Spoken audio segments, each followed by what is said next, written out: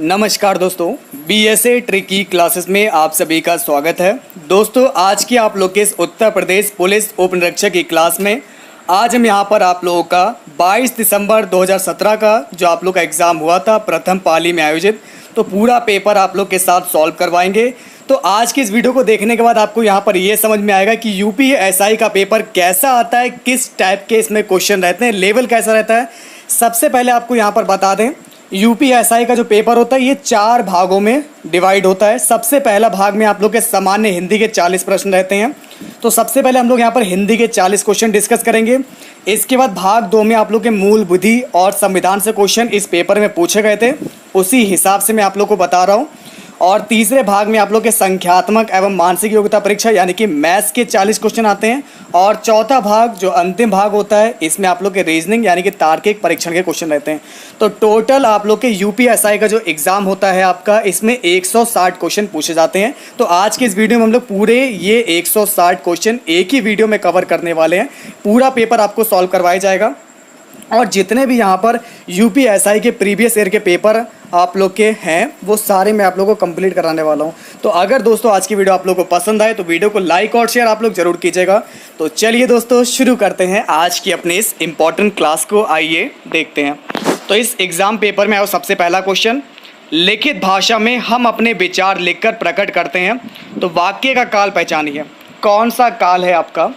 लिखित भाषा में हम अपने विचार लिखकर प्रकट करते हैं, तो सही जवाब होगा आप लोग का यहाँ से फर्स्ट वाला, सामान्य वर्तमान काल। ठीक है, कम टाइम में सारे क्वेश्चन डिस्कस करना क्योंकि बहुत लंबी वीडियो होने वाली है। एंड तक बने रहिएगा, एक एक क्वेश्चन आप लोग देख लीजिए कि कैसे आ रहे हैं। अब दूसरा क्वेश्चन यहाँ पर पूछा गया, आपको दिया गया द छोटा का श, तो ये मिलकर आप लोग का क्या बन जाएगा? दक्ष बन जाएगा। ठीक है ना, दक्ष दोस्तों ये बिल्कुल लिखा है आपका। तो इसको जब मिलाएंगे तो आपका कौन सा शब्द बनेगा? आपका दक्ष बन जाएगा। चलिए अब देखते हैं आप लोग का तीसरा क्वेश्चन, ये आपके सामने। भारत की खोज किसकी कृति है? ये कृति पूछी गई, रचना पूछी गई, तो साहित्य, हिंदी साहित्य से भी क्वेश्चन आपके एग्जाम में पूछे जा रहे हैं, देख सकते हैं आप लोग। Jawaharlal Nehru is the right answer. चलिए दोस्तों अब देखते हैं आपका अगला क्वेश्चन। हमारा अध्यापक अमेरिका की वाद विवाद प्रतियोगिता का विजेता बन भारत लौट आया। सभी लोग बताएंगे रेखांकित शब्द के स्थान पर उपयुक्त विकल्प का प्रयोग करें। अध्यापक की जगह क्या आ सकता है? अध्यापक लोग, अध्यापकों, अध्यापक समूह या फिर अध्यापक वृंद। तो चलिए फिलहाल दोस्तों आपको बताते हैं, सही जवाब आएगा आप लोग का अध्यापक वृंद। ठीक है, तो दोस्तों आपको मैं बता दूं, जैसा कि आपको दिया गया यहाँ पर प्रदत्त वाक्य इस प्रकार होगा, हमारा अध्यापक वृंद अमेरिका की वाद विवाद प्रतियोगिता का विजेता बन भारत लौट आया। तो अगर यहाँ से आपका आंसर डी आ रहा है तो बिल्कुल सही बताए, सही जवाब होगा आप लोग का अध्यापक वृंद। चलिए अगला क्वेश्चन ये इस पेपर का है, आप अवगाहन शब्द का समानार्थी शब्द दिए गए विकल्पों में से कौन सा है? तो सभी लोग बताएंगे सही जवाब आपका क्या है। तो जैसा कि पुलिस का पेपर देख रहे हैं तो आप सभी लोग जानते होंगे अवगाहन का मतलब होता है छानबीन करना, छानबीन होता है।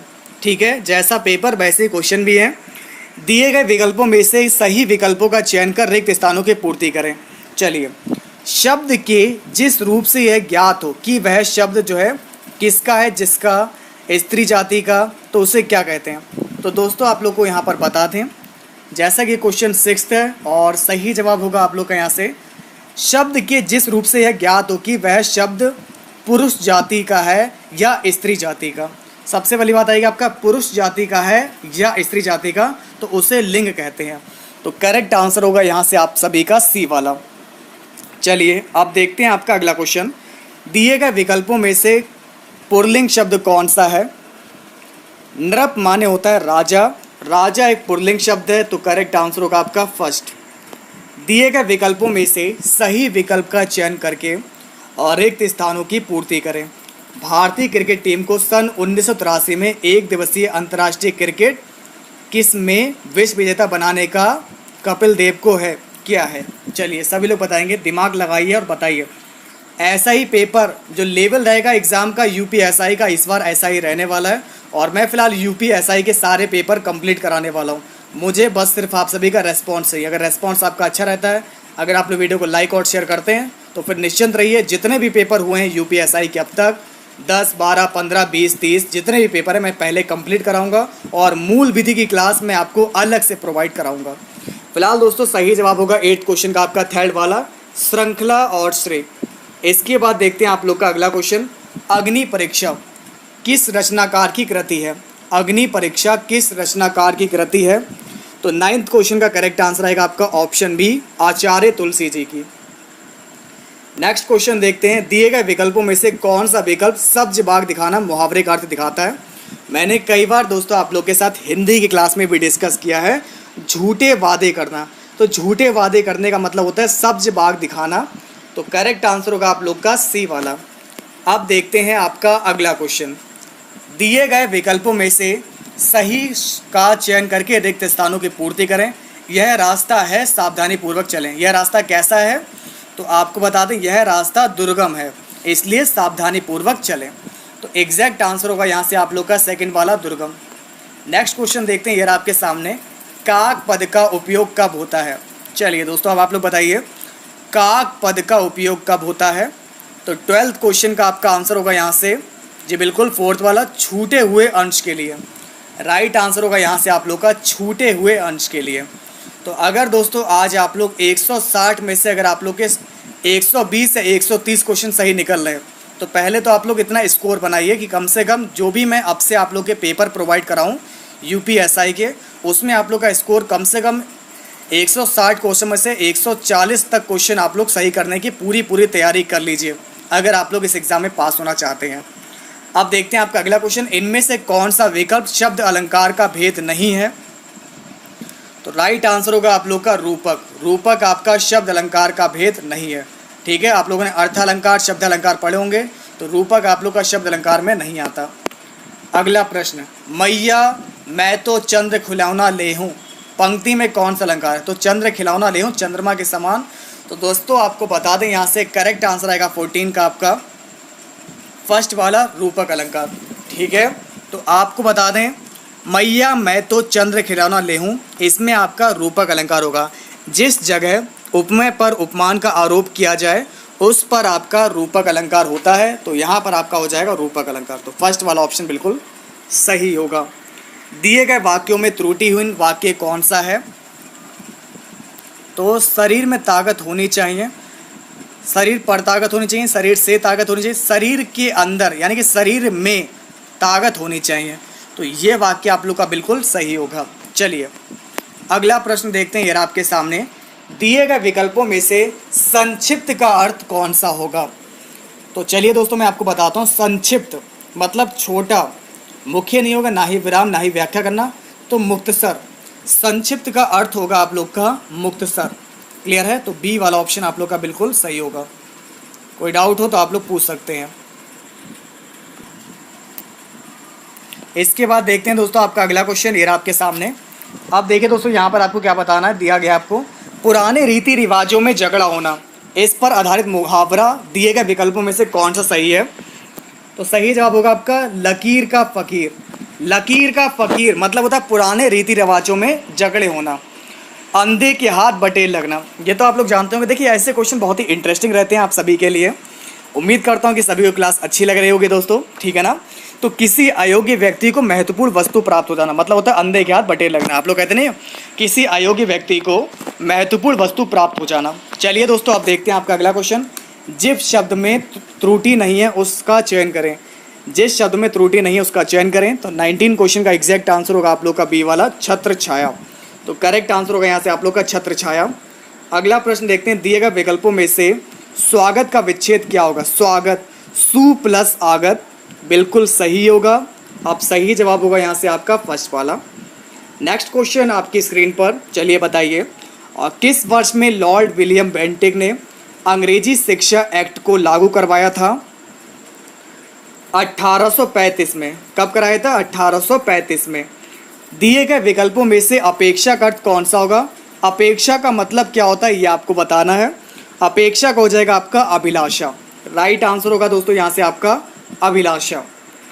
काठ की हांडी बार बार नहीं चढ़ती, इस बात का क्या आशय है? दोस्तों काठ की हांडी बार बार नहीं चढ़ती, ये 4 ऑप्शन दिए गए। तो 23 का करेक्ट आंसर होगा आप लोग का यहाँ से सेकंड वाला, कि छल कपट का व्यवहार हमेशा नहीं चलता। छल कपट से आप लोग किसी को एक बार मूर्ख बना सकते हैं, लेकिन बार बार नहीं। तो कहा जाता है कि काट की हांडी बार बार नहीं चढ़ती। अब देखते हैं आपका अगला क्वेश्चन, रश्मि रथी के रचयिता कौन है? सही जवाब होगा आप लोग का आचार्य रामधारी सिंह दिनकर जी। इसके बाद देखते हैं आप लोग का अगला क्वेश्चन, जहाँ उपमेय में उपमान की संभावना प्रकट की जाती है वहाँ पर कौन सा अलंकार होता है? तो चलिए दोस्तों आपको बता दें, सही जवाब होगा यहाँ से, जहाँ उपमेय में उपमान की संभावना प्रकट की जाती है वहाँ आपका उत्प्रेक्षा अलंकार होता है। तो राइट आंसर होगा यहाँ से आप सभी का उत्प्रेक्षा अलंकार होगा। ठीक है, चलिए दोस्तों अब देखते हैं आप लोग का अगला क्वेश्चन। ये आपके सामने दिए गए विकल्पों में से अवनी का विरुद्धार्थी शब्द कौन सा होगा? अवनी का विरुद्धार्थी शब्द 26 का करेक्ट आंसर आएगा आप लोग का अंबर। अवनी का अंबर हो जाएगा इसका विरुद्ध, इसका अपोजिट शब्द। कनक कनक तय 100 गुनी, मादकता अधिकाय, वा खाए बौराए जग या देखे बौराए। तो दिए गए दोहे में किस अलंकार को दर्शाया गया है ये आप सभी को बताना है। तो 27 का करेक्ट आंसर होगा यहाँ पर आप लोग का यमक अलंकार है। ठीक है, यहाँ पर कनक शब्द एक ही बार दिए गए, दो बार एक जैसे दिए गए, लेकिन दोनों का अर्थ में परिवर्तन है। भारत की सबसे चौड़ी नदी ब्रह्मपुत्र तथा सबसे लंबी नदी गंगा है। तो प्रयुक्त वाक्य में जो है शब्द जो है सबसे, ये क्या है? सबसे दोस्तों आपका क्या है? जी बिल्कुल 28 का करेक्ट आंसर हो जाएगा आप लोग का प्राविशेषण है। ठीक है, सही जवाब होगा आपका प्राविशेषण है। तो चलिए मैं आपको यहाँ पर बता दूँ, जैसा कि आपको यहाँ पर दिया गया है क्वेश्चन नंबर 28 में। तो दोस्तों जो शब्द आप लोग का यहाँ पर, जो शब्द विशेषण की विशेषता बताता है उसे प्राविशेषण बोलते हैं। जो विशेषण की विशेषता बताता है उसको प्राविशेषण बोलते हैं। इसलिए आपका आंसर आ जाएगा सेकंड वाला। चंद रुपए बचाने के चक्कर में कई लोगों में शर्मसार होना पड़ा। तो इस वाक्य में प्रयुक्त विशेषण का भेद पहचानिए। विशेषण कौन सा होगा दोस्तों, आप सभी को यहाँ पर ये बताना है। अनिश्चित संख्यावाचक चंद रुपए, तो संख्यावाचक है, कैसा संख्यावाचक है आप लोग का? अनिश्चित संख्यावाचक है, चंद रुपए है।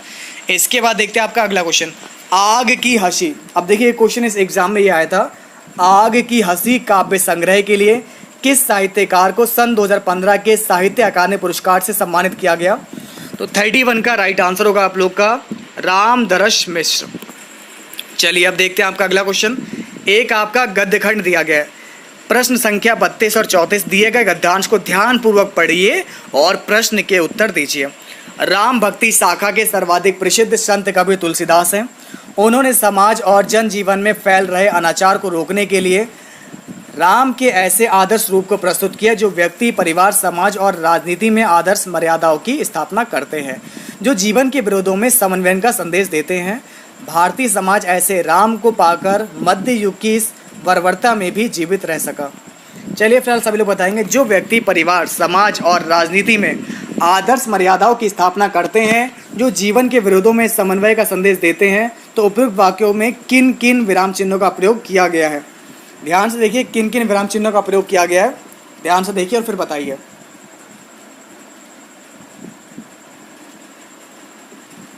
तो 32 का करेक्ट आंसर दोस्तों आप लोग का क्या हो जाएगा? बिल्कुल सही बताया आप लोगों ने। सही जवाबों का आपका देखिए इसमें अर्धविराम भी लगा है, अल्प विराम भी आ रहा है, पूर्ण विराम आ रहा है। तो बिल्कुल देखिए सही जवाब होगा यहाँ से हमारा डी वाला।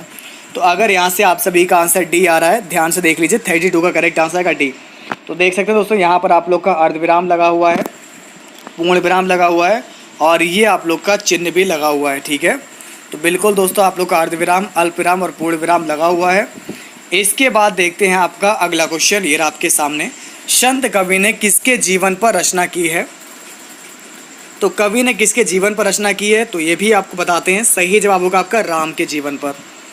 नेक्स्ट क्वेश्चन देखते हैं, ये आपके सामने, बर्बरता शब्द का समानार्थी क्या होगा? तो बर्बरता शब्द आया था अभी आपका गद्य में। तो 34 का दोस्तों यहाँ से एग्जैक्ट आंसर होगा नृशंसता। ठीक है ना, नरसंता, संसता, नरसंसता करेक्ट आंसर होगा आप लोग का बी वाला। चलिए फिलहाल 35 क्वेश्चन दिया गया है, ब्राह्मण शब्द के शुद्ध रूप का चयन कीजिए। दोस्तों बताइए इनमें से ब्राह्मण शब्द कौन सा बिल्कुल सही लिखा गया है? तो करेक्ट आंसर होगा आप लोग का फर्स्ट वाला, बिल्कुल सही दिया गया। ब्राह्मण ऐसे लिखा जाता है, ब्रा में आप लोग का जो है आ का डंडा लगा हुआ, हा, मा और अड़ा। इसके बाद देखते हैं आपका अगला क्वेश्चन, निम्न वाक्यों में एक वाक्य व्याकरण की दृष्टि से शुद्ध है, पहचानिए। गर्मी की उमस के बाद वर्षा शुरू हुई। कई सालों से निर्मला के मन में तीर्थ यात्राओं की बड़ी लालसा थी। विश्वनाथ अपने परिवारियों के साथ किसी महानगर में एक छोटे तंग मकान में रहता है। यदि हमें जीवन में सब कुछ प्राप्त करना है, यदि हमें जीवन में तो गलत हो गया पढ़ते ही, ठीक है ना। परिवारियों नहीं होता है, ठीक है ना, परिवार के साथ होता, परिवारियों कभी नहीं होता है। तो देख सकते हैं आप लोग, ये क्वेश्चन आप लोग बताइए 36 का सही आपका कौन सा होगा। 36 ध्यान से देखिए और फिर बताइए करेक्ट आंसर यहाँ से आपका क्या होगा। तो गर्मी की उमस के बाद वर्षा शुरू हुई, ये व्याकरण की दृष्टि से बिल्कुल शुद्ध दिया गया है। तो यहाँ से फर्स्ट वाला ऑप्शन बिल्कुल सही होगा। चलिए फिलहाल अब आपको बताना ऊर्ध्व, ऊर्ध्व का विलोम शब्द बताएं। करेक्ट आंसर होगा आप लोग का अंधा, ठीक है, राइट आंसर होगा आपका अंधा। नेक्स्ट क्वेश्चन देखते हैं 38, ये आपके सामने। उसकी दृष्टि में वह कभी इतने आदर और स्नेह की ना थी।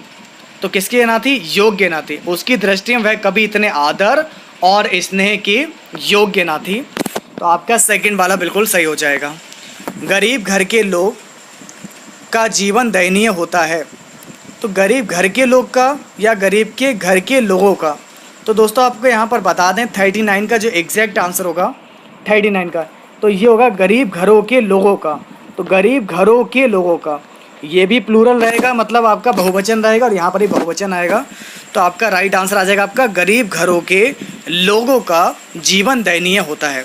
और हिंदी का ये हमारा अंतिम प्रश्न है। इसके बाद हमारा मूल विधि, अभी आप लोग जानेंगे कि मूल विधि के प्रश्न कैसे एग्ज़ाम में पूछे गए थे। अगर आप लोग पहली बार यूपीएसआई का एग्ज़ाम देने वाले हैं तो इस पेपर को ज़रूर देखिएगा, सॉल्व कीजिएगा आप एक बार खुद से, ताकि आप लोग आइडिया लगा सकें कि कैसा लेवल आता है। और अगर आप लोग इस पेपर में से 140 क्वेश्चन सही कर लेते हैं, इसका मतलब यही है कि आप लोग मतलब जो है पूरी तरीके से तैयार हैं और बस आपको थोड़ी सी प्रैक्टिस की ज़रूरत है, एक सही दिशा की ज़रूरत है। तो चलिए दोस्तों बताते हैं, दिए गए विकल्पों में से सही विकल्पों का चयन करके रिक्त स्थानों की पूर्ति करें। रामायण और महाभारत काल में विमान होते थे। रामायण और महाभारत काल में विमान होते थे, ऐसा आपने सुना है। किससे सुना है? कानों से। और हिंदू धर्म ग्रंथों में भी इसका किया गया है, वर्णन किया गया। तो दोस्तों आपको बता दूं मैं यहाँ पर 40 का एग्जैक्ट आंसर है, हमने बड़ों से सुना है और इसका जो है धर्म ग्रंथों में, हिंदू धर्म ग्रंथों में भी इसका वर्णन किया गया है। तो करेक्ट आंसर आएगा आपका यहाँ से बी वाला। चलिए दोस्तों, अब हमारा इसका पेपर का भाग सेकंड है। और जैसा कि पेपर आप लोग का जो मैंने बताया, इस पेपर की जो आपकी डेट है, ठीक है, ये जो आप लोग का पेपर की जो डेट है, चलिए मैं आपको बताता हूँ। यहाँ पर 22/12/2017 का पेपर है और इस पेपर का भाग सेकंड आपका पूछा गया मूल विधि और संविधान के क्वेश्चन हैं और साथ ही साथ सामान्य अध्ययन के भी हैं। तो ये रहा सबसे पहला क्वेश्चन आपके सामने। भारतीय संविधान लागू होने से पहले भारत का प्रशासन जो है मूल रूप से किस दस्तावेज के अनुसार होता था? तो फर्स्ट क्वेश्चन का आंसर आ जाएगा आपका भारत सरकार अधिनियम 1935, ठीक है। चलिए अगला क्वेश्चन ये रहा आप सभी के सामने। उम्मीद करता हूँ कि सारे क्वेश्चन आपको बिल्कुल क्लियर दिख रहे होंगे। अगर नहीं दिख रहे हैं तो मैं आपको बता दूं, ये रहा आपका यहाँ से सेकंड क्वेश्चन। समेकित बाल विकास परियोजना यानी कि ICDS के कार्यकर्ताओं के प्रशिक्षण के लिए सीड संस्था कौन सी संस्था है? इसके अलावा बाल अधिकार एवं महिलाओं की तस्करी की रोकथाम पर प्रशिक्षण देने के लिए यह दक्षिण एशियाई क्षेत्रीय सहयोग संगठन देशों की एक प्रमुख संस्था भी है। तो सेकंड क्वेश्चन का दोस्तों करेक्ट आंसर होगा आपका थर्ड वाला, राष्ट्रीय जन संयोग एवं बाल विकास संस्थान। नेक्स्ट क्वेश्चन ये आपके सामने, वह कौन सा विशेष बल है जिसका गठन भयंकर प्राकृतिक आपदाओं के दौरान विशेष निवारक प्रतिक्रिया उपलब्ध कराने के लिए किया जाता है? चलिए दोस्तों, अगर आप लोग पुलिस बनना चाहते हैं तो इस प्रश्नों का जवाब जरूर दीजिएगा। थर्ड क्वेश्चन का करेक्ट आंसर क्या है? सही जवाब है आप लोग का राष्ट्रीय आपदा मोचन बल। एग्जैक्ट आंसर होगा यहाँ से आपका राष्ट्रीय आपदा मोचन बल। चलिए अब देखते हैं आपका अगला क्वेश्चन दिया गया है, नागरिकों के मौलिक अधिकारों के संदर्भ में दिए गए विकल्पों में से कौन सा वक्तव्य सही है? जैसे कि सबसे पहला वक्तव्य दिया गया, कोई व्यक्ति विशेष अपने मौलिक अधिकार त्याग सकता है। और दूसरी बात आपको यहाँ पर दी गई है, जो कानून तथा कार्यकारी कार्रवाई मौलिक अधिकारों के विरुद्ध हो वे अमान्य और रद्द माने जाएंगे। तो जैसा कि आपको मैं बता दूं, यहाँ पर केवल बी वाला आपको सही दिया गया है। बिल्कुल ये बात आपकी सही दे रखी है, जो कानून और कार्यकारी कार्रवाई है ये मौलिक अधिकारों के विरुद्ध हो तो वे अमान्य और रद्द माने जाएंगे। क्लियर है, कोई डाउट तो नहीं है। चलिए अब देखते हैं आप लोग का अगला क्वेश्चन ये आपके सामने। किस बांध के निर्माण के लिए विश्व बैंक ने शुरू में धन दिया था, परंतु पर्यावरण संबंधी मुद्दों एवं विस्थापित के पुनर्वास हेतु भूमि अधिग्रहण की अनिश्चितता के चलते बाद में इस परियोजना से हाथ हटा लिए? तो हमारा एग्जैक्ट आंसर हो जाएगा फर्स्ट वाला, सरदार सरोवर बांध। ठीक है दोस्तों, करेक्ट आंसर हो जाएगा हमारा सरदार सरोवर बांध। चलिए दोस्तों अब देखते हैं आपका अगला क्वेश्चन। राष्ट्रीय कृषि और ग्रामीण विकास बैंक नाबार्ड द्वारा प्रदान किए जाने वाले कृषि ऋण की अधिकतम अवधि क्या होती है? 15 वर्ष इसकी अधिकतम अवधि होती है नाबार्ड द्वारा प्रदान किए जाने वाले ऋण की। भारतीय प्रशासनिक सेवा के परिवीक्षाधीन अधिकारियों का प्रशिक्षण कहाँ होता है?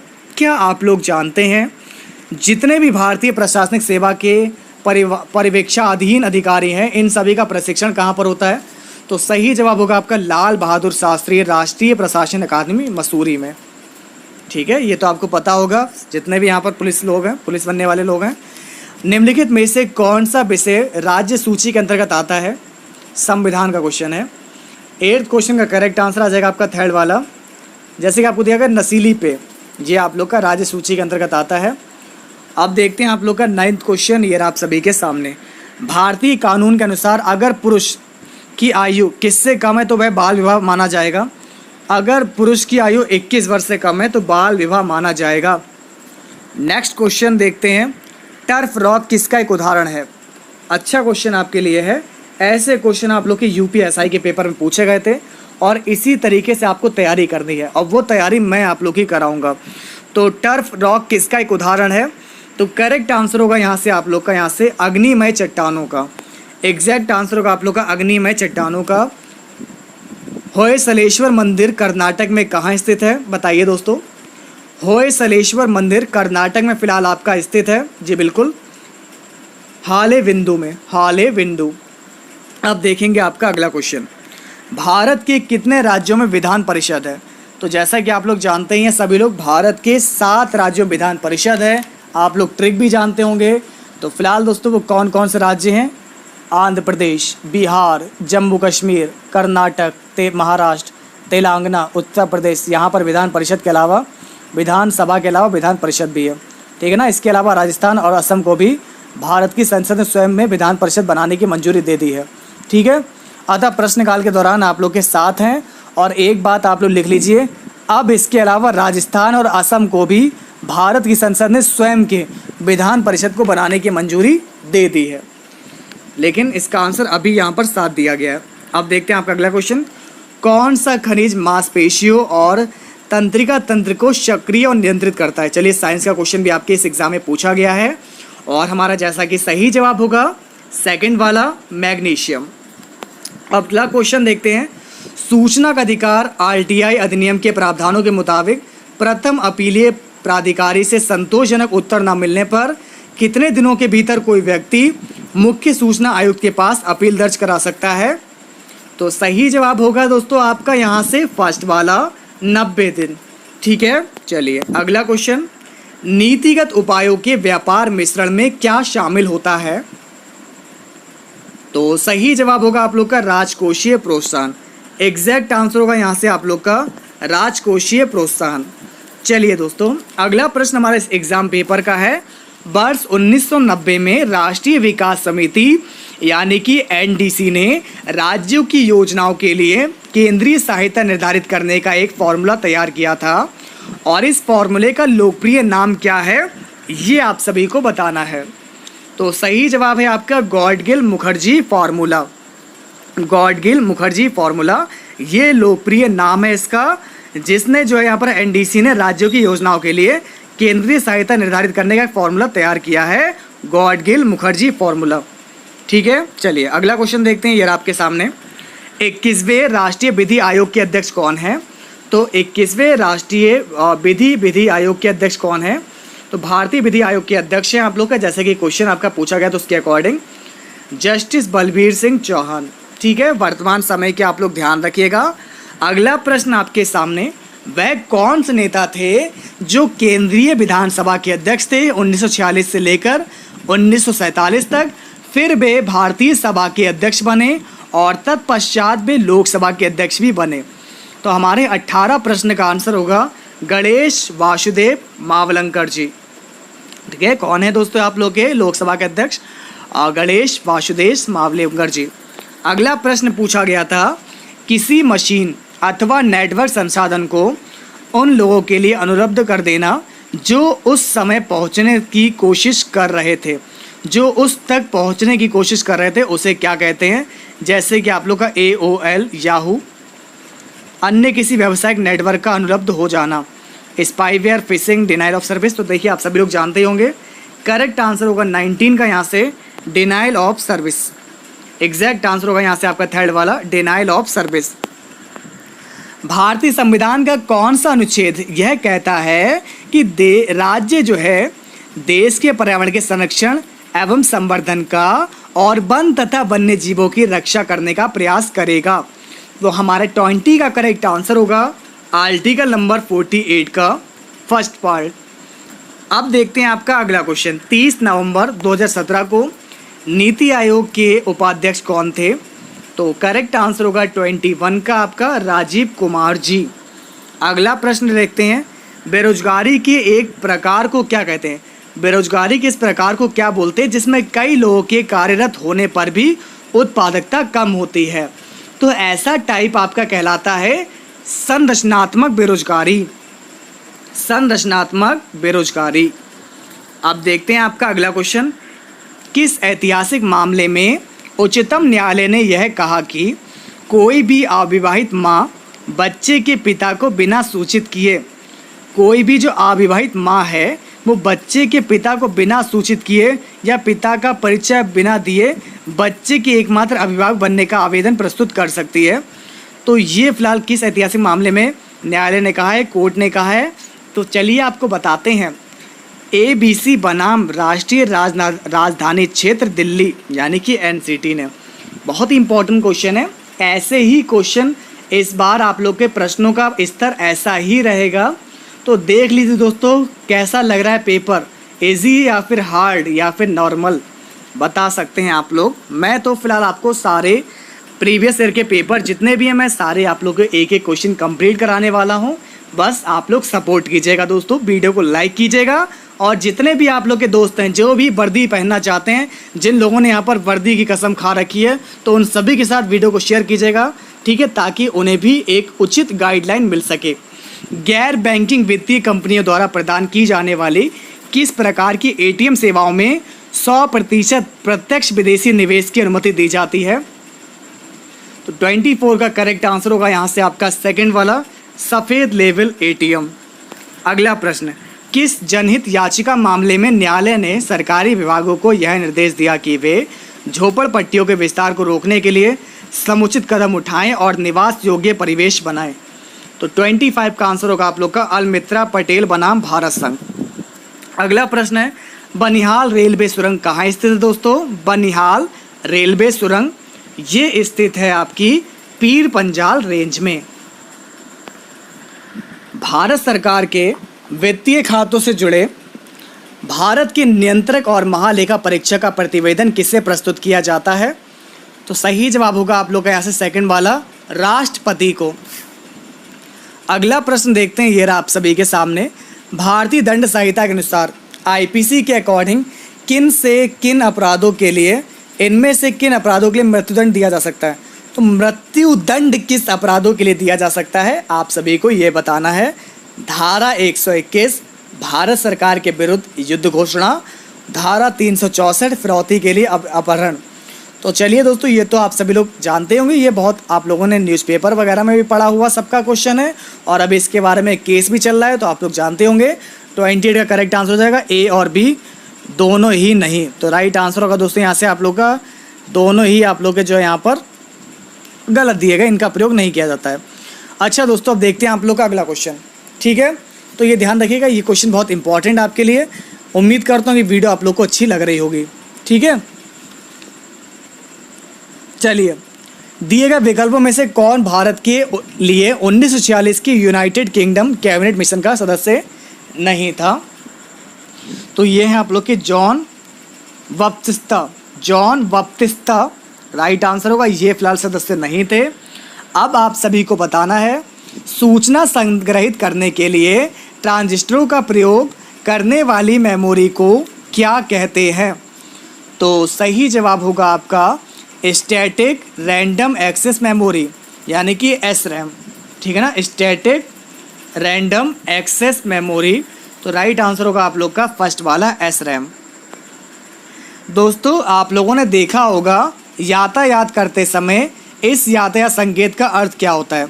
इसका मतलब होता है दोस्तों कि आगे खतरा है, सावधान हो जाइए, ठीक है ना, आगे खतरा है और यहाँ पर लिखा होता है आप लोग का सावधान, अटेंशन। अब देखते हैं आपका अगला क्वेश्चन। बुलेट प्रूफ वस्त्र बनाने के लिए कौन सी सामग्री प्रयोग की जाती है। करेक्ट आंसर यहाँ पर होगा आप लोग का स्पेक्ट्रा, ठीक है। तो ध्यान रखिएगा 33 का आंसर होगा आप लोग का सी वाला स्पेक्ट्रा। क्लियर है। अगर दोस्तों आपको कहीं पर भी डाउट लग रहा है, कोई भी प्रॉब्लम है, तो आप लोग बता सकते हैं, कमेंट के थ्रू पूछ भी सकते हैं। तो बुलेट प्रूफ बनाने के लिए स्पेक्ट्रा का प्रयोग किया जाता है। इसे प्रयाग हनीवेल कंपनी द्वारा बनाया जाता है। स्पेक्ट्रा की तरह अन्य पदार्थ आप लोग के एरामिड और डायनेमा भी है। चलिए अगला देखते हैं आप लोग का। किसके तत्वावधान में दिल्ली के मुख्यमंत्री शपथ ग्रहण करते हैं। मुख्यमंत्री चाहे कोई भी हो, शपथ ग्रहण किसके समक्ष करते हैं। तो आपको बता दें यहाँ से करेक्ट आंसर होगा आप लोग का सेकंड वाला, जैसा कि आपको दिया गया यहाँ पर, बिल्कुल जैसे कि आपको दिया गया दिल्ली के उपराज्यपाल के द्वारा। तो दोस्तों यहाँ पर आपको बता दें करेक्ट आंसर होगा यहाँ से आप लोग का 34 का बी वाला ऑप्शन, दिल्ली के उपराज्यपाल के तत्वाधान में। अगला प्रश्न देखते हैं। 29 जुलाई 2016 को करवी थाईलैंड में संपन्न हुए भारत थाईलैंड सैन्य अभ्यास को क्या कहा जाता है। तो करेक्ट आंसर होगा यहाँ से आप लोग का मैत्री। मैंने ये पहले भी आपको बताया था। अब हम लोग देखेंगे हमारा अगला क्वेश्चन। 30 नवंबर, फिलहाल तो ये 2017 का पेपर है, 2017 के प्रश्न पूछे गए थे। अब आप लोग का 2019 का पेपर है, तो इस हिसाब से आपको तैयारी करनी है। जितने भी आप लोग के पुलिस से रिलेटेड क्वेश्चन हैं, जैसे कि केंद्रीय जांच ब्यूरो के निदेशक कौन है वर्तमान में, फिलहाल 37 का प्रश्न काल के अनुसार आपका आंसर आएगा आलोक वर्मा, लेकिन आप लोग वर्तमान वाले पढ़ लीजिए। आयकर अधिनियम के अंतर्गत इनमें से कौन सा एक आय का स्रोत नहीं है। तो सही जवाब है आप लोग का कृषि से आय। नेक्स्ट क्वेश्चन देखते हैं। किसके तत्वावधान में भारत के राष्ट्रपति शपथ ग्रहण करते हैं। तो भारत का राष्ट्रपति जो किसके तत्वावधान में जो है शपथ ग्रहण करता है। तो करेक्ट आंसर होगा भारत के मुख्य न्यायाधीश के समक्ष। और इस संविधान का जो अगला क्वेश्चन है, हमारा लास्ट क्वेश्चन है कि जल निकायों के निम्नलिखित में से किन पोषक तत्वों में वर्धित स्तर के कारण अतिपोषित होता है। तो 40 क्वेश्चन आप लोग के आएंगे सामान्य अध्ययन के, कॉन्स्टिट्यूशन और मूल विधि, ये मिक्स में क्वेश्चन दिए होंगे 40 प्रश्न। फिलहाल सही जवाब होगा दोस्तों आप लोग का 40 का सेकंड वाला फॉस्फेट। तो जल निकायों में फॉस्फेट जो होता है पोषक तत्वों में वर्धित स्तर के कारण अतिपोषित होता है। ओके, तो चलिए दोस्तों अब आपको बताएंगे यहाँ पर इस पेपर में मैथ्स के क्वेश्चन कैसे पूछे गए थे। जितने भी इंपॉर्टेंट क्वेश्चन है मैं सारे आपको कंप्लीट कराऊंगा। तो चलिए फिलहाल देखते हैं हमारा सबसे पहला क्वेश्चन है आप सभी के सामने। अब आपको दिया गया 64 लीटर वाले डीजल के एक टीन से 8 लीटर बाहर निकाला जाता है और उसमें उतना ही पानी मिलाया गया। यदि इसी प्रक्रिया को और 2 बार दोहराया जाता है तो अंत में टिन में डीजल की कुल कितनी मात्रा रह जाएगी, आपको बताना है। देखिए क्या दिया गया, 64 लीटर वाले डीजल के एक टिन से 8 लीटर जो है डीजल को बाहर निकाला और उतना ही इसमें पानी मिला दिया। मतलब दोस्तों क्या है, एक 64 लीटर वाला डीजल का एक टिन है, इसमें से 8 लीटर हम लोग बाहर निकालते हैं डीजल को और उसमें उतना ही पानी मिला देने के 8 लीटर निकाला डीजल और 8 लीटर पानी मिला दिया। इसी प्रक्रिया को यदि इसी प्रक्रिया को 2 बार और दोहराया जाता है तो अंत में डीजल की मात्रा कितनी रह जाएगी, ये आप सभी को बताना है। तो आइए आपको बता दें क्वेश्चन को आप लोगों को कैसे लगाना है। स्टेप बाय स्टेप मैं आप लोगों को बताऊंगा कि क्वेश्चन को किस तरीके से लगाते हैं। जैसे कि आप लोग का ये टिन है, मान लिया इसमें आप लोग का 64 लीटर डीजल है। इसमें से दोस्तों हम लोग क्या करते हैं, 8 लीटर डीजल निकालते हैं, 8 लीटर डीजल निकालते हैं और इसकी जगह पर 8 लीटर पानी मिला देते हैं। तो ऐसी प्रक्रिया को 2 बार और दोहराया जाता है। यह प्रक्रिया 2 बार और दोहराई जाती है तो अंत में कितना रह जाएगा, ये आपको बताना है। तो आप सभी को बता दें दोस्तों, ऐसा क्वेश्चन आपके एग्जाम में तो याद कर लीजिए। फॉर्मूला होता है आप लोग का अंत में डीजल की शेष मात्रा हो जाएगी दोस्तों आपकी। फॉर्मूला होता है आप लोगों का दोस्तों यहां से 64 पहले से है, ठीक है, 1 माइनस 8/64 जितनी वैल्यू आपको दी होती है। देखिए आपका जैसे कितने लीटर निकाला जा रहा है, 8 लीटर निकाला जा रहा है, तो 8 माइनस का 8/64, ठीक है। इसकी पावर कितनी बार दोहराई जाती है? 2 बार, और 2 बार दोहराई जाती है, और यानी कि एक बार दोहरा ली, 2 बार और, तो टोटल 3 हो गए। अगर 2 बार होता है खाली 2 बार दोहराई जाती है तो 2 लिखते हैं, लेकिन 2 बार और दोहराई जाती है। एक बार तो निकाल लिया है कि 8 लीटर निकाला और 8 लीटर डाला, लेकिन यही प्रक्रिया 2 बार और दोहराई जाती है, तो इसलिए हमारी पावर आएगी 3। फॉर्मूला दोस्तों आप लोग का होता है यहाँ पर x, ठीक है ना, अपॉन 1 माइनस a/x की पावर n, जहां पर आप लोग का x क्या है? टोटल मात्रा जो है, कितने लीटर डीजल है और कितना निकाला जाता है, ये आप लोग का ये है। तो इस फॉर्मूले का प्रयोग करना है। आइए सॉल्व करते हैं। यहाँ पर आ जाएगा हमारा 64, यहाँ पर आ जाएगा 64 माइनस 8 अपॉन का 64, इसकी पावर दिया गया 3, ठीक है। फिर हमारा आ जाएगा 64 में से हमारा देखिए यहाँ से 8 जाएगा, तो आपका कितना बचेगा? यहाँ से 56/64, इसकी पावर है 3। सॉल्व किया हमने, आगे हमारा आ जाएगा 64 इंटू, ठीक है, हमारा आ जाएगा 7/8, इसकी पावर है 3। फिर लिखेंगे 64 इंटू 7 इंटू 7 इंटू 7, और अपॉन में हमारा आ जाएगा 8 इंटू 8 इंटू 8, ठीक है। तो इसको सॉल्व करेंगे तो आपका क्या आ जाएगा? 8 8 64, 8 8 64, ये कैंसिल हो जाएगा, 343/8 आ जाएगा, 343/8 आ जाएगा, 8 चौक 32, 4 आ जाएगा, 8 चौक 32, 8 दूनी 16.875 लीटर। तो दोस्तों अगर दोस्तों एक टिन है जिसमें 64 लीटर डीजल भरा हुआ है एक इंजन में, अगर 8 लीटर निकालते हैं डीजल को और 8 लीटर पानी को मिलाते हैं, तो ऐसे में हमारा 64 लीटर की डीजल की मात्रा कितनी रह जाएगी? 42.875 लीटर रह जाएगी। तो दोस्तों यहाँ से करेक्ट आंसर आपको कितना आ जाएगा? बिल्कुल, अगर यहाँ से आप लोग का आंसर डी वाला आ रहा है तो बिल्कुल सही होगा। चलिए फिलहाल अब देखते हैं आप लोग का अगला क्वेश्चन, ये रहा आप सभी के सामने।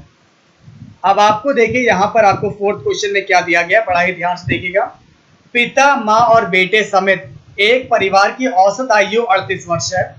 5 साल पहले पिता की उम्र माता की आयु से 25% ज्यादा थी और माँ और बेटे की आयु के बीच का अंतर 31 था। आज यदि बेटे और पिता की आयु के बीच अंतर 41 है तो पिता की वर्तमान आयु क्या होगी, ये आप सभी को बताना है। अब जैसा कि दोस्तों आप देखते हैं, पिता, माँ और एक बेटे, परिवार की औसत आयु कितनी है? 38 वर्ष है। जैसा क्वेश्चन में आपसे कहा गया है आपको वैसे ही करना है। चलिए फिलहाल लगाकर आपको दिखाते हैं, स्टेप बाय स्टेप देखना है।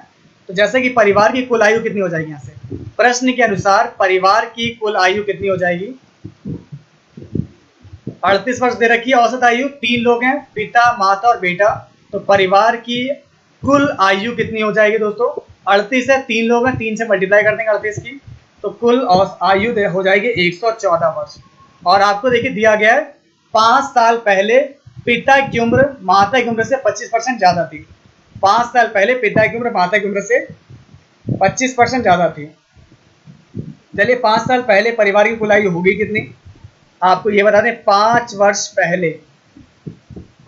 पहले परिवार की कुल आयु, परिवार की कुल आयु कितनी हो जाएगी दोस्तों? यहाँ से आप लोग का 114 में से हम लोग दोस्तों कितना घटा देंगे? 15 घटा देंगे, क्योंकि दोस्तों कितना हो जाएगा? 3 लोग है ना, 5 साल पहले, तो सबका 5-5 कम होगा, तो 5 या 15 कम कर देंगे, तो कितना हो जाएगा? 99 हो जाएगा। ये समझ लीजिए। अब मान लिया हमने यहाँ पर 5 साल पहले, माना 5 साल पहले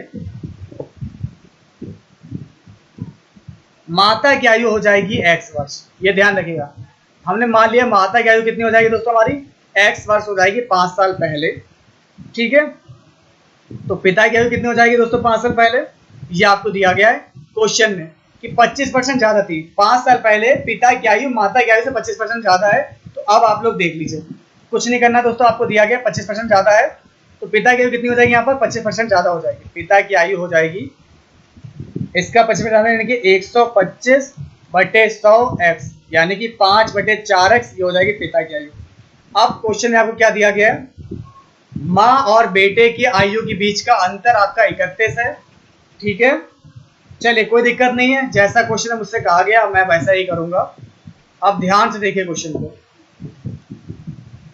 प्रश्न अनुसार आपको बता दें, हमने लिखा दोस्तों यहाँ पर x प्लस 5/4x, ठीक है, प्लस x माइनस 31 कर दिया, क्योंकि अंतर कितना है दोस्तों उसका 31 है, और किसके बराबर है आप लोग का 99 के बराबर है, क्योंकि 5 साल पहले का हमने निकाल लिया है। 5 साल पहले जो परिवार की कुल आयु है कितनी है, 99 है। अब इसको सॉल्व करेंगे दोस्तों, तो यहाँ से आपका x का मान कितना आ जाएगा, 40 आ जाएगा। x बराबर हमारा 40 आ गया, तो पिता की 5 साल पहले पूर्व आयु कितनी आ जाएगी, 40 आ जाएगा। तो दोस्तों यहाँ पर कितना आ जाएगा, 40, 4 दाम 40, 10 पंजे 50। तो दोस्तों पिता की आयु हो जाएगी 50 वर्ष, और माता की आयु कितनी हो जाएगी यहाँ पर 40 वर्ष हो जाएगी।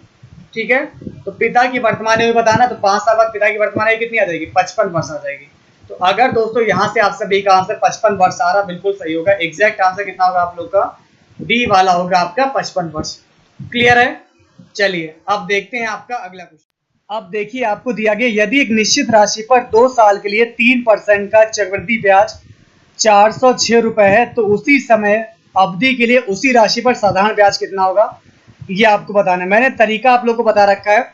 आपको टाइम दिया गया 2 साल, ठीक है, आपको समय दिया गया यहाँ पर 2 साल, हमें लिखा 1 और 2, 406 रुपये ब्याज है, बस इसको एडजस्ट करना ही आपको सीखना है।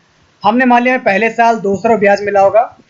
ये जो पहली लाइन होती है ये होती है आप लोग की एसआई की, ठीक है ना, यानी कि सिंपल इंटरेस्ट, साधारण ब्याज, और ये दूसरी लाइन होती है हमारी चक्रवृद्धि ब्याज की। तो हमने ऑप्शन डी लिया, हमने बाई ऑप्शन लगाना है। इस क्वेश्चन को लगा सकते हैं बाई ऑप्शन। हमने ऑप्शन 4th वाला उठाया। अब देखिए 200 200 400 हो गया, बचा 6 हमारा यहाँ पर आ जाएगा।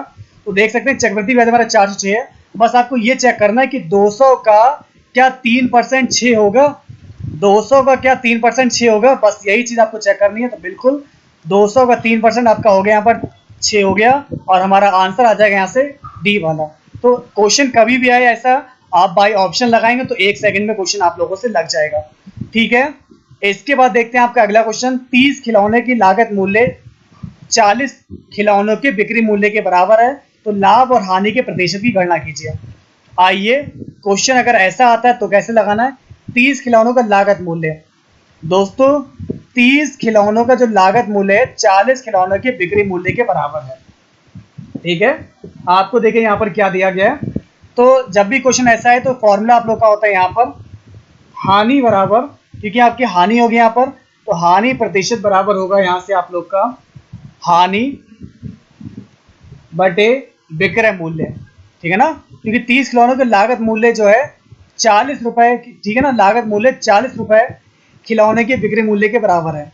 30 खिलौनों का लागत मूल्य 40 खिलौनों के बिक्री मूल्य के बराबर है। तो ऐसे में दोस्तों आपका क्या हो जाएगा यहाँ पर हानि, और ये हो जाएगा आप लोग का यहाँ से विक्रय मूल्य, और अपॉन में मल्टीप्लाई में आप लोग आ जाएगा 100, क्योंकि प्रतिशत निकालना है। तो हानि कितनी हो रही दोस्तों यहाँ पर आपकी, ये 40 रुपए की है, यहाँ पर 30 रुपए की है।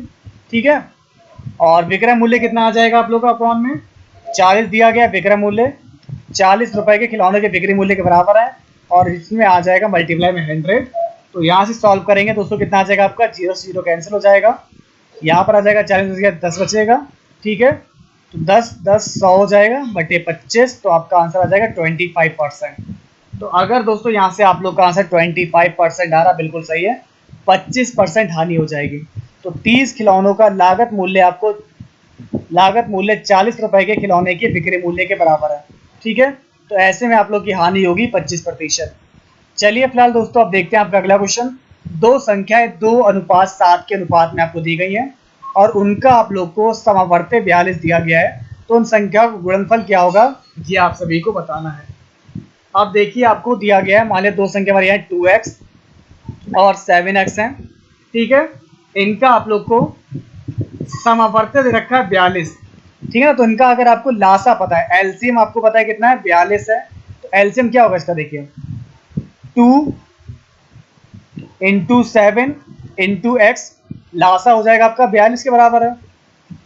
तो 7 दूनी 14, x बराबर आ जाएगा 42। तो दोस्तों 14 3 4 3 12, 14 3 42, तो x बराबर 3 आ जाएगा। ठीक है, तो ये कितना हो जाएगा दोस्तों, हमारी ये संख्या कितनी हो जाएगी, बिल्कुल 3 दूनी 6, 3 सत्ते 21, हमारी संख्या आ गई 6 और 21 आ गई। तो इन संख्या गुणनफल कितना होगा? तो 6 और 21 का गुणनफल निकालने आप लोग कितना हो जाएगा? 6 × 21, आपका आंसर आ जाएगा यहाँ से 126। तो अगर दोस्तों यहाँ से आप सभी का आंसर बी वाला आ रहा बिल्कुल सही हो। चलिए फिर दोस्तों देखते हैं, एक सर्वेक्षण में पाया गया कि कुल आबादी का 3/5 भाग चाय पसंद करता है, कुल आबादी का 4/5 भाग कॉफी पसंद करता है, और कुल आबादी का आधा दोनों ही चीजें, कॉफी और चाय दोनों पसंद करता है। तो कुल आबादी का भाग जो है कितना जो है ना तो चाय और ना ही कॉफी पसंद करता है, ये आप सभी को बताना है। हमने मान लिया दोस्तों टोटल आबादी हो गई 100% हमने आबादी मान ली। अब 3/5 निकाल दिया इसका, 3/5 कितना हो जाएगा? 5 दूनी 10, 0, 20 या 60, मतलब माने मैंने यहाँ पर 60% लोग जो है चाय पसंद करते हैं। ऐसे कॉफी का निकाल लिया यहाँ पर 4/5 100 करके, तो 5 दूनी 20, 20 चौक 80, 80% लोगों को यहाँ पर कॉफी पसंद है। और कुल आबादी का आधा, यानी कि दोस्तों आधा मतलब 50 लोगों को चाय और कॉफी दोनों ही पसंद है। तो ऐसे में आप लोग का आंसर क्या आ जाएगा? देखिए अब मैं आपको बता दूं, देखिए ये मान लिया हमारा चाय वाला ब्लॉक है, और ये जो फिलहाल आप लोग का कॉफी के लिए है, और ये तो आपको पता है कि 30 लोगों को दोनों ही, 50% लोगों को दोनों ही चीजें पसंद है। तो 60 लोग हैं चाय पीने वाले, 50 ही हो गए, तो 10% आप लोग का यहाँ पर आ गया। और कॉफी पीने वाले 80 लोग हैं, 50 से 30% लोग आपके इधर आ जाएंगे, तो 50 और 30 80 हो जाएगा। तो कितना आ गया? 50, 30, 80, 10, 90। तो 90% लोग ऐसे हैं जिनको चाय कॉफी या दोनों ही पसंद है। तो कितने परसेंट लोग बचे आप लोग के? 10% लोग बचे, तो 10% आपका आ जाएगा। अब 10 को आप लोग को 100% में हटाना है, तो आपका अपॉन में 100 आ जाएगा। 10/10 का मतलब हो जाएगा आपका 1/10। तो दोस्तों ना तो चाय और ना ही कॉफी पसंद करने वाले कितना भाग है आबादी का? 1/10 भाग है। तो राइट आंसर आ जाएगा यहाँ से आप लोग का फर्स्ट वाला। अब देखते हैं दोस्तों आप लोग का 13 क्वेश्चन है आपके सामने। 2 + 2 + 2 + 2 प्लस माइनस का 7/4। देखिए सबसे पहले हम लोग छोटा वाला ब्रैकेट ओपन करेंगे, 7/4, इसमें से 2 को माइनस करेंगे, तो 2 - 7/4 लिखेंगे। ठीक है ना, समझ में आ गया आपको? तो सबसे पहले दोस्तों हम लोग क्या करेंगे, यहाँ पर आपको दिया गया 2 - 7/4 लिखा, इसको सॉल्व किया हमारा कितना आ जाएगा? 1/4 आ जाएगा।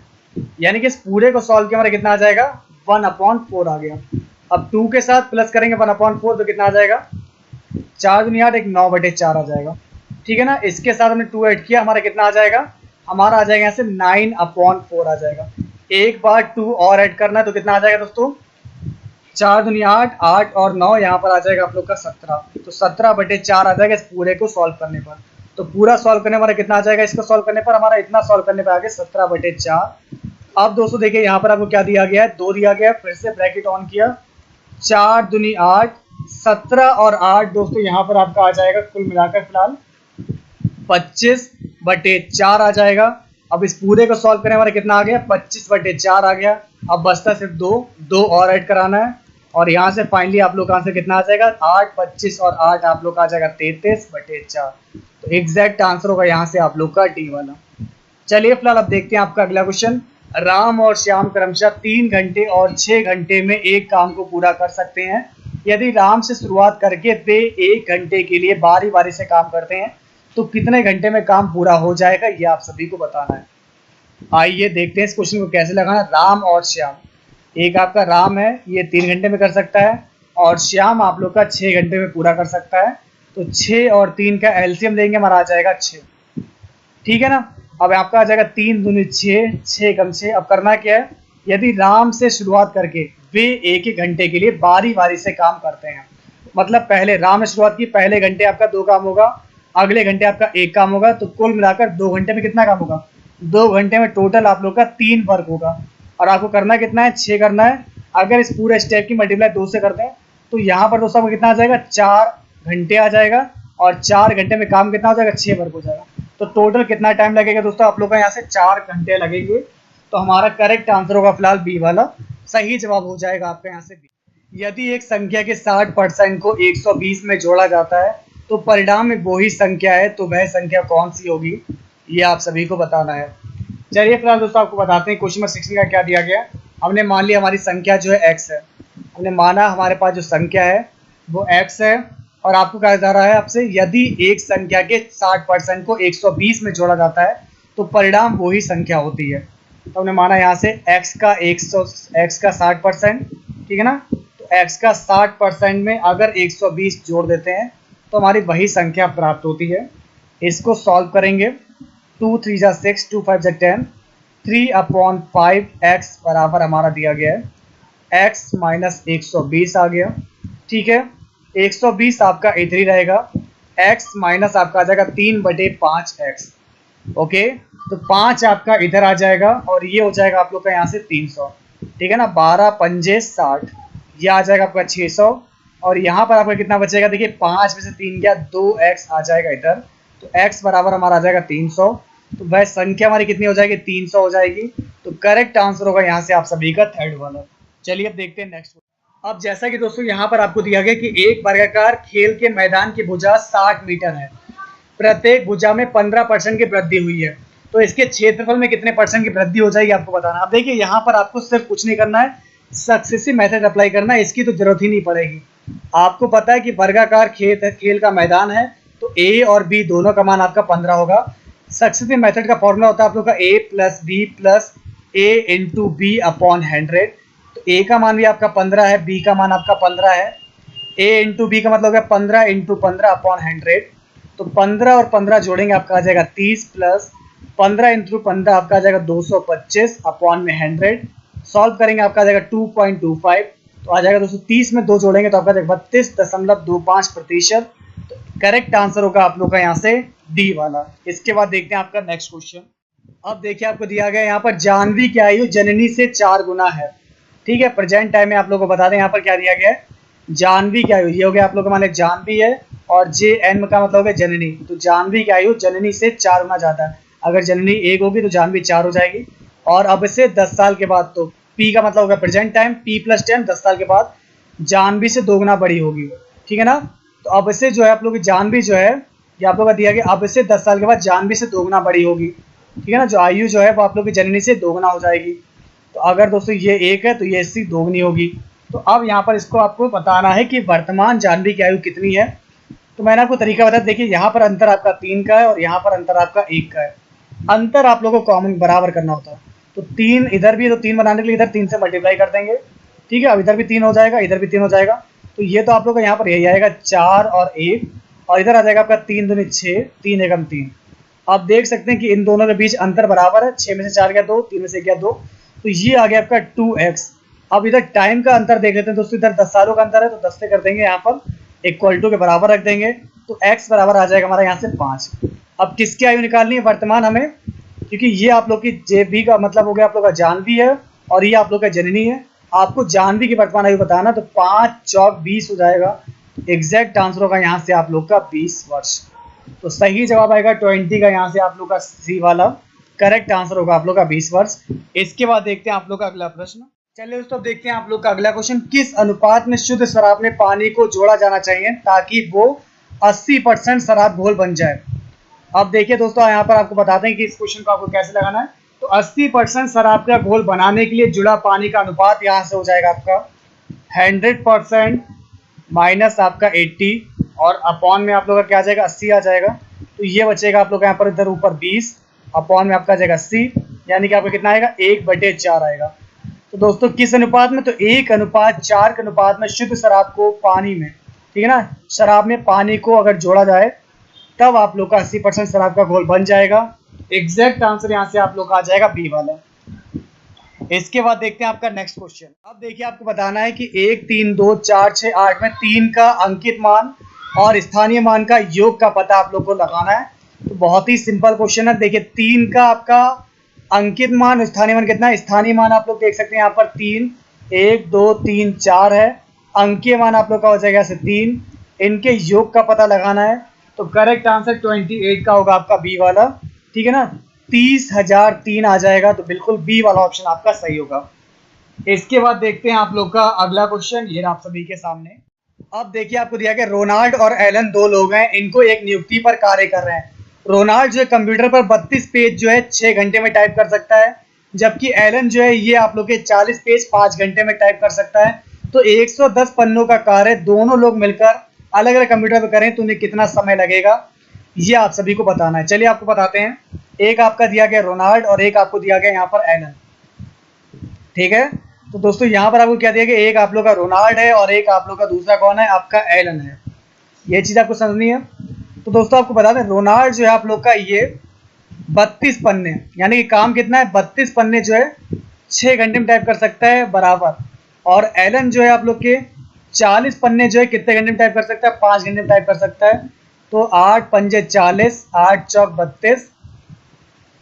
तो यहाँ से कितना आ जाएगा आपका, देखिए 5 4, 5 से 5 कट गया, तो हमारे यहाँ से आ जाएगा रोनाल्ड बटे एलन। ये आ जाएगा दोस्तों यहाँ से आप लोग का 2 3 6 2 3 4, 2/3। यानी दोस्तों यहाँ से आप लोग देख सकते हैं हमारा रोनाल्ड की क्षमता कितनी है, 2 है, और एलन की क्षमता कितनी है, 3 है। तो रोनाल्ड की क्षमता हमारी कितनी है, 2 है, और एलन की क्षमता हमारी 3 है। अब दोस्तों आपको क्या दिया गया है, दोनों लोग मिलकर अलग अलग कंप्यूटर पर 110 पन्ने टाइप करें, यानी कि दोनों लोग मिलकर r प्लस ये हो जाएगा हमारा 3 2 5। ठीक है, चलिए दोस्तों यहाँ पर आपको बता दें दोनों लोग मिलकर कितने दिन में पूरा कितने समय में पूरा करेंगे। दोनों लोग मिलकर 3 और 2 5, ठीक है ना, दोनों लोग मिलकर 110 पन्नों को कितने घंटे में टाइप करेंगे, x घंटे में टाइप करेंगे। जबकि आप लोग को मैंने बताया था रोनाल्ड जो 2 की स्पीड से काम कर रहा है 6 घंटे में 32 पन्ने टाइप कर सकता है। अब डिवाइड करते हैं, 5 दूनी 10, 5 दूनी 10 22 आ जाएगा। ठीक है, और इसको भी 2 से डिवाइड करते हैं, हमारा कितना आ जाएगा, देखिए चलिए 4 से करते हैं इसको डिवाइड, 4 8 32। ठीक है, यहाँ पर आपका कट जाएगा, यहाँ पर 3 बचेगा, 2 से कटते हैं हम लोग, काटते हैं तो हमारा इधर आता है 11, इधर बचेगा 4, 11 3 33, तो हमारा आ जाएगा 33/4। x बराबर आ गया 33/4, यानी कि 8 सही 1/4, तो लगेंगे 8 मिनट, और 1/4 को 60 से मल्टीप्लाई करते हैं, कितना आ जाएगा, 4 × 4 = 20, 15 मिनट। ठीक है ना, 15 मिनट। तो दोस्तों टाइम कितना लगेगा, 8 घंटे 15 मिनट का टाइम लगेगा। यानी कि दोस्तों करेक्ट आंसर होगा आप लोग का सी वाला। उम्मीद करता हूं कि आप सभी को समझ में आ गया होगा। टाइम एंड वर्क वाला कॉन्सेप्ट अप्लाई करना, तभी आप लोग का क्वेश्चन लग सकता है। इसके बाद देखते हैं आपका अगला क्वेश्चन। अब देखिए आपका अगला क्वेश्चन, चित्र ओ वृत्त का केंद्र है, ABC वृत्त की परिधि पर है, तो कोण ABO का मान आप लोग को ज्ञात करना है। चलिए फिलहाल दोस्तों आपको बताते हैं कैसे लगाना है। आपको निकालना है ABO, ये एंगल फाइंड आउट करना है। अब देखिए अगर आपका ये 100 दे रखा है तो ये कितना होगा आपका, ये इसका आधा होता है 50 होता है, ये आप लोग जानते हैं। अगर आपको यहाँ पर दिया गया एंगल BAC जो है वो आधा हो जाएगा एंगल BOC का, तो BAC का मान आपका 50 हो जाएगा। अब ये दोस्तों आपको आधा था, दोस्तों देख सकते हैं आप लोग, द्विभाजक है आपका, बराबर बराबर भागों में काटेगा, तो ये एंगल कितना होगा आप लोग का, 25 हो जाएगा। अगर ये पूरा 50 का है तो ये एंगल, इतना एंगल कितने का होगा आप लोग का, 25 का होगा। ठीक है, चाहे तो आप लोग देख लीजिए, चलिए मैं आपको थोड़ा जूम करके दिखाता हूँ। तो यहाँ से आप लोग का जो एंगल आएगा ये कितना होगा आपका, 25 हो जाएगा। अब चूंकि दोस्तों ये हमारे वृत्त की त्रिज्या है, क्योंकि ये केंद्र ये वृत्त की त्रिज्या है, ये वृत्त की त्रिज्या है, अगर ये 25 होगा तो ये भी 25 डिग्री होगा। क्यों होगा, क्योंकि दोस्तों आप लोग जानते हैं ये जो हमारा जो 2 लाइनें हमारी क्या बराबर हैं, और जब 2 लाइनें बराबर होती तो वो समद्विभाजक हो जाता है त्रिभुज। तो समद्विबाहु त्रिभुज के लिए दोस्तों आपको मैं बता दूं, अगर ये एंगल हमारा x डिग्री तो ये एंगल हमारा x डिग्री होगा, तो ये 25 तो ये भी 25 डिग्री होगा, तो हमारा करेक्ट आंसर आएगा यहाँ से फर्स्ट वाला। क्लियर है, कोई डाउट तो नहीं है। चलिए अब देखते हैं आपका अगला क्वेश्चन। अब देखिए दोस्तों दिया गया, हरिता एक 140 सीढ़ी पर शीर्ष पर सिरे पर 10 सेकंड में 30 कदम चढ़कर पहुंच गई। यदि 140 सीढ़ी में कदमों की कुल संख्या अगर 50 है तो 140 सीढ़ी की गति कितनी होगी। तो देखिए उसने कितने कदम चले, 30 कदम, जबकि सीढ़ी में जो है कुल कदमों की संख्या कितनी है, 50 है, 50 सीढ़ियां हैं, लेकिन उसे 30 कदम में चलकर 10 सेकंड में पहुंच गई। तो दोस्तों यहाँ पर आपको बताते हैं कितनी चाल होगी। तो सीढ़ी की चाल होगी आप लोग की 50 - 30 अपॉन में आप लोग का आ जाएगा 10 सेकंड में। दोस्तों यहाँ पर आ जाएगा 20/10, यानी कि आपका आएगा 2 कदम प्रति सेकंड। ठीक है, 2 कदम प्रति सेकंड, ये आप लोग का आ जाएगा राइट आंसर। तो बी वाला ऑप्शन आप लोग का बिल्कुल सही होगा। अब देखते हैं, नैना और कल्पना एक साथ काम करके 10 दिनों में एक काम को पूरा कर सकती है, जबकि अकेले नैना इसे 12 दिनों में समाप्त कर सकती है। तो कितने दिनों में कल्पना इसे अकेले कर सकती है, आप सभी को बताना है। तो आइए दोस्तों आपको मैं बताता हूँ। देखिए क्या दिया गया, नैना और कल्पना एक साथ काम करके 10 दिनों में समाप्त कर सकती है। नैना और कल्पना मिलकर इस काम को 10 दिन में समाप्त कर सकती हैं, जबकि अकेले नैना जो अकेले इस काम को 12 दिन में समाप्त कर सकती है। तो 12 और 10 का एलसीएम कितना आ जाएगा, चलिए मान लेते हैं यहाँ पर दोस्तों हमारा एलसीएम जो आ जाएगा ये आ जाएगा हमारा 60। 10 छंग 60, 12 पंजे 60 आ जाएगा। क्लियर है। अब देखिए आपको क्या दिया गया है, आपको दिया गया कि अकेले किसको करना है, यहाँ पर कि अकेले कल्पना जो इसे अकेले कितने दिन में कर सकती है, कल्पना कितना आ जाएगा। अब नैना की क्षमता आपकी 5 है, दोनों की क्षमता 6 है, तो 5 तो नैना की होगी, तो 1 किसकी होगी यहाँ पर दोस्तों आपकी, 1 जो होगी आप लोग की ये होगी कल्पना की। तो कल्पना के मैंने यहाँ पर 1 होगी तो इसको 1 से डिवाइड कर देंगे, हमारा आंसर आ जाएगा 60 दिन। तो सही जवाब होगा आप लोग का बी वाला। तो 34 का आंसर होगा आप लोग का 60 दिन। इसके बाद देखते हैं आपका अगला क्वेश्चन है आप सभी के सामने। चलिए दोस्तों, अब मुझे आप लोग बताएं, अगर बीते कल से पहले का दिन शुक्रवार था तो दिए गए विकल्पों में से सोमवार कौन सा होगा? कल, आज, कल के बाद, 2 दिन बाद या फिर परसों। तो 36 का करेक्ट आंसर क्या होगा बताइए? बिल्कुल कल होगा आपका। अगर बीते कल से पहले का दिन, बीते कल से पहले का दिन अगर आप लोग का शुक्रवार है तो सोमवार कब होगा आपका? सोमवार कल होगा। दोस्तों राइट आंसर आपका क्या आएगा यहाँ से? तो आने वाले कल का दिन आपका सोमवार होगा। तो फर्स्ट वाला आपका आंसर बिल्कुल सही आएगा। चेक कर लीजिएगा, एग्जैक्ट आंसर होगा आप लोग का फर्स्ट वाला। कोई डाउट तो नहीं है? चलिए फिलहाल दोस्तों, आपको दिया गया 2445 का 184% माइनस 2600 का 172% प्लस 2075 का 84%। इस क्वेश्चन को आप लोग लगाइएगा। चलिए मैं आपको बताता हूँ, सही जवाब आप लोग का बी वाला आएगा। आप लोग चेक कर लीजिएगा। इसके बाद देखते हैं आप लोग का अगला पार्ट, ये रहा आप सभी के सामने। अब देखिए हम लोग बात करते हैं भाग 4 रीजनिंग के। रीजनिंग के क्वेश्चन कैसे इस एग्जाम में पूछे गए थे ये आप सभी को बताना है। तो ध्यान से देखिए दोस्तों, यहाँ पर आपको क्या दिया गया है। एक निश्चित कूट भाषा में दोस्तों क्या लिखा जाता है? CORROUOT को लिखते हैं DPWTTQU। तो देखिए क्या लॉजिक यहाँ पर आपका लग रहा है, देखिए और बताइए। तो चलिए दोस्तों यहाँ पर आपको बताते हैं। आपको दिया गया CORROUOT, तो यहाँ पर लिखते हैं हम लोग, यहाँ पर देखिए D, C से एक स्टेप आगे बढ़ा, हमारा आ गया D, MNOP, O के बाद आ रहा P आ गया, ठीक है। फिर यहाँ पर आता है W, कैसे आ रहा पता नहीं, अभी T आ रहा है, फिर T आ रहा है, फिर आपका Q आ रहा है, फिर आपका U आ रहा है, तो STU, तो प्लस का 1 यहाँ पर भी मिल गया हमें, OQ, POQ, ठीक है ना। तो दोस्तों यहाँ पर देख सकते हैं आप लोग का प्लस का 1 आ गया यहाँ से, ठीक है। यहाँ पर आपका ये P दिया हुआ करप्ट होगा, CORRUPT, करप्ट होगा, ये गलती है यहाँ पर आपका। देखिए P क्यों आ जाएगा, तो प्लस का 1 आ गया, ठीक है। अब देखिए यहाँ पर आपको क्या लग रहा है, यहाँ पर देखिए कह रहा है UBW, 2 स्टेप आगे बढ़े आपका गया UBW, RST, ये लॉजिक आपका लग रहा है यहाँ पर। ऐसे आपको सोसाइटी में बताना है। एस से आपका आ जाएगा T, MNOP, T और P आपका आ जाएगा यहाँ से, तो T आ जाएगा, P आ जाएगा। और दोस्तों यहाँ से देखेंगे E के बाद आप 2 स्टेप पकड़ेंगे, E के बाद क्या आएगा FG, ठीक है ना। तो दोस्तों यहाँ पर आपका क्या आएगा, G आ जाएगा। तो देखते समझ में आ गया, TPG आपका ये दिख गया। लॉजिक क्या लग रहा है दोस्तों, लॉजिक ध्यान दीजिए।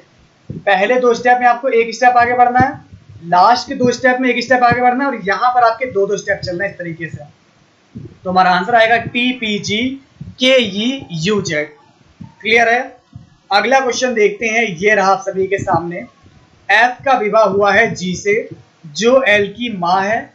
L इकलौती पोती है K की, तो L ने विवाह किया है M से। M का F से क्या संबंध होगा, ये आप सभी को दोस्तों बताना है। तो चलिए दोस्तों यहाँ पर आपको बताते हैं क्वेश्चन क्या दिया गया। F का विवाह हुआ है G से, आइए देखते हैं।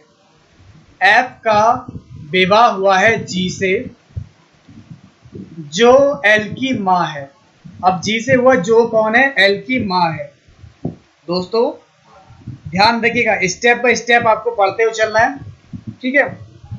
चलिए फिलहाल G कौन होगी, माँ हो गई। इसका मतलब ये आप लोग का पुरुष होगा, ये पिता होगा, ये आप लोग की L की माँ है। L इकलौती पोती है, नवासी है K की। L जो है दोस्तों कौन है, पोती है, नवासी है, मतलब L भी आप लोग की लड़की होगी, बेटी हो गई। इसकी माँ तो G है, लेकिन ये पोती है, नवासी है किसकी, K की, तो K इससे भी ऊपर होंगे, ठीक है ना। अब ये दोस्तों आप लोग या तो इसके पिता हो सकते हैं या फिर इसके ससुर हो सकते हैं। L ने विवाह किया है M से। अब L ने दोस्तों किससे शादी की है, M से शादी की है। L ने M से शादी की, तो M का F से क्या रिलेशन होगा आपको बताना है। देखिए ये लड़की के पिता हो गए और ये लड़की का पति है, तो पिता का लड़की के पति से क्या संबंध होगा, ये इसका कौन होगा दोस्तों, बिल्कुल दामाद होगा। तो राइट आंसर आएगा आप लोग का 4th वाला, दामाद होगा। अगला प्रश्न देखते हैं 3rd नंबर पर। EFHI से आपका आता है LMPR, तो OPRS से क्या आएगा ये आपको बताना है।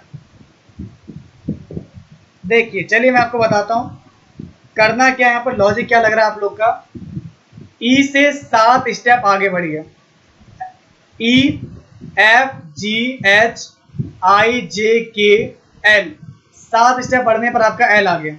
एफ से भी आप लोग जाइए 7 स्टेप आगे, GHIJKLM आपका आ जाएगा। अब देखिए एच से कितने स्टेप आगे आपका पी आ रहा है, IJKLMNOP, 8 स्टेप हमारा आगे पी आ रहा है। फिर देखेंगे आई से, आई का JKLMNOPQ, 8 स्टेप आगे हमारा क्या आ रहा है दोस्तों, हमारा आर आ रहा है, ठीक है ना, क्यू आर। बिल्कुल समझ गए होंगे दोस्तों यहाँ पर, सॉरी 9 स्टेप आगे आप लोग का क्यों आ रहा है, ठीक है ना, क्योंकि 8 स्टेप में तो आपका क्यों आ रहा है, 9 स्टेप आपका आ रहा है। तो लॉजिक क्या लग रहा है, 2 बार प्लस का 7, 1 बार प्लस का 8 और 1 बार आपका 9, यही लॉजिक आपको इसमें रिपीट करना है। तो ओ से 7 स्टेप आगे जाएंगे, कितना आ जाएगा आपका, बी आएगा। इससे 7 स्टेप आगे जाएंगे पी से, तो आपका कितना आ जाएगा, डब्ल्यू आएगा। आर से आपको 8 स्टेप आगे जाना है, जेड आ जाएगा। और एस से आप लोग को 9 स्टेप आगे जाना है, तो आपको कितना आ जाएगा, बी आ जाएगा। तो सही जवाब होगा यहाँ से आप लोग का B W Z B. B W Z B कौन सा दिया गया आप लोग को, बिल्कुल थर्ड वाला ऑप्शन आप लोग का बिल्कुल सही होगा। क्लियर है, अगर डाउट लगे तो आप लोग बता सकते हैं। नेक्स्ट क्वेश्चन देखते हैं, ये आपके सामने। अब देखिए आपको यहाँ पर क्या दिया गया, ध्यान से पढ़ेंगे आप लोग। नीचे दिए गए सवाल में एक कथन के बाद 2 पूर्व अनुमान फर्स्ट और सेकंड दिए गए, आपको कथन में सब कुछ सच मानना है, फिर 2 पूर्व अनुमानों पर विचार करना है। आइए देखते हैं। हमें पूरे विश्व समुदाय से मौत की सजा को खत्म करने की जरूरत है। हमें पूरी दुनिया से, दोस्तों बात कही जा रही है, हमें पूरी दुनिया से जो है मौत की सजा को खत्म करने की जरूरत है। किसी राज्य को अपने नागरिकों को मौत की सजा देने का अधिकार नहीं है। तो ये बात तो दोस्तों यहाँ पर नहीं बताई गई कि राज्य की बात, यहाँ तो पूरी दुनिया की बात हो रही है कि पूरी दुनिया से मौत की सजा को जो है खत्म करने की जरूरत है। तो किसी राज्य को अपने नागरिकों को मौत की सजा देने का अधिकार नहीं है, ऐसी बात नहीं है दोस्तों। राज्य के पास अधिकार तो है, ठीक है, अगर कोई गलती करेगा और वो प्रावधानों में आएगी तो आएगा। केवल मौत की सजा ही अपराध दर को कम कर सकती है। तो दोस्तों यहाँ पर आप लोग को बता दें करेक्ट आंसर क्या होगा। दोस्तों यहाँ पर आपको बता दें, इस कथन से स्पष्ट है कि केवल पूर्व अनुमान फर्स्ट ही आप लोग का सही होगा, क्योंकि दोस्तों किसी राज्य को अपने नागरिकों को मौत की सजा देने का अधिकार नहीं है। तो बिल्कुल राज्य को जो है अपने नागरिकों को मौत की सजा देने का अधिकार नहीं है, और ये बात बिल्कुल गलत दे रखी है कि केवल मौत की सजा ही अपराध दर को कम कर सकती है, कि केवल मौत की सजा सुनाएंगे तभी अपराध कम होगा, तो ऐसा नहीं है। तो यहाँ से आपका क्या आएगा, केवल पूर्व अनुमान फर्स्ट ही अंतर्निहित है। तो अगर दोस्तों यहाँ से आपका आंसर सेकंड वाला आ रहा है तो बिल्कुल सही होगा, सही जवाब है आप लोग का सेकंड। इसके बाद देखते हैं आपका अगला क्वेश्चन। अब देखिए आपको बताना है, नीचे दिए गए विकल्पों में से असंगत संख्या चुनिए, 26, 60, 116 और 32। आइए देखते हैं कौन सा लॉजिक यहाँ पर हमारा लग रहा है। ध्यान से देखिएगा, 26 से अगर हम लोग बढ़े 34 स्टेप आगे बढ़े, हमारा आ गया 60 से कितने स्टेप आगे बढ़े हम लोग यहाँ पर, 56 स्टेप आगे बढ़े, हमारा आ गया 116 से कितने स्टेप आगे बढ़े, हमारा जो आ जाएगा यहाँ से 318। देखिए 34 और 22 जो है हमारा 56 के बीच अंतर हमारा प्लस का 22 का। तो दोस्तों यहाँ पर हमारा अंतर 22 का होना चाहिए, यानी कि 56 में हमारा कितना चाहिए, 6, 7, 8, 5, 2, 7, 78 होना चाहिए। अगर 116 में अगर हम लोग 78 जोड़ देंगे तो हमारा कितना आ जाएगा, यहाँ पर 318 नहीं आएगा, यहाँ पर आपका क्या आ जाएगा, 194 आ जाएगा। तो असंगत कौन सा आपका, असंगत आपको मिल गया 318। तो फर्स्ट वाला ऑप्शन आप लोग का बिल्कुल सही होगा। इसके बाद देखते हैं हमारा लास्ट क्वेश्चन है आप सभी के सामने। ओके, हम अपने कार्यालय से मैं 8 मीटर दक्षिण की ओर चला, बाएं मुड़ा और 3 मीटर चला, फिर 4 मीटर उत्तर की ओर चला, तो अपने कार्यालय से मैं कितनी दूर हूं, यह आप सभी को बताना है। तो आइए देखते हैं, ध्यान दीजिए दोस्तों, यहाँ पर आपको क्या दिया गया है, अपने कार्यालय से मैं 8 मीटर दक्षिण की ओर चला। अब दोस्तों यहाँ पर क्या है, 8 मीटर दक्षिण की ओर चलते हैं, ठीक है। मानिए दोस्तों ये यहाँ पर खड़ा हुआ है, 8 मीटर दक्षिण की ओर गया, 8 मीटर, फिर बाएं ओर मुड़ा और 3 मीटर चला। अब बाएं ओर मुड़ता है और कितना चलता है आपका, 3 मीटर चलता है। ध्यान से देखते रहिएगा दोस्तों, समझते रहिएगा, कहीं पर भी गलती हो जाए तो बता देगा। बाएं मुड़ता है और कितना चलता है आपका, 3 मीटर चलता है। फिर 4 मीटर उत्तर की ओर चला। अब फिर से दोस्तों 4 मीटर जो है आप लोग का उत्तर की ओर चलता है, 4 मीटर। चलिए दोस्तों मैंने मान लिया 4 मीटर जो उत्तर की ओर चला। तो बताइए अपने कार्यालय से कितने मीटर दूर है, तो ये दूरी आप लोगों को बतानी है, ठीक है ना दोस्तों। ये इसका ऑफिस है, ये यहाँ पर खड़ा हुआ है, तो कितनी दूर है, देखिए आपका ये 4 है, ये 3 दे रखा है, ये आपका 4 है, ये आपका 3 है तो ये आपका 5 आ जाएगा ट्रिपलेट से। तो करेक्ट आंसर होगा हमारे यहाँ से फोर्थ वाला 5 मीटर। तो फिलहाल दोस्तों आज के पेपर में इतना ही रखते हैं। अगर आप लोग चाहते हैं कि ऐसे ही मैं आप लोग के साथ प्रीवियस ईयर के पूरे पेपर आप लोगों को सॉल्व कर पाऊँ, तो कैसी लगी वीडियो? अगर आपको पसंद आए तो वीडियो को लाइक कीजिएगा, शेयर कीजिएगा, सपोर्ट कीजिएगा। फिर मिलते हैं कुछ ऐसे ही प्रीवियस ईयर के पेपर के साथ। बने रहिए आप लोग अपने चैनल BSA ट्रिकी क्लासेस में। तब तक के लिए दोस्तों नमस्कार।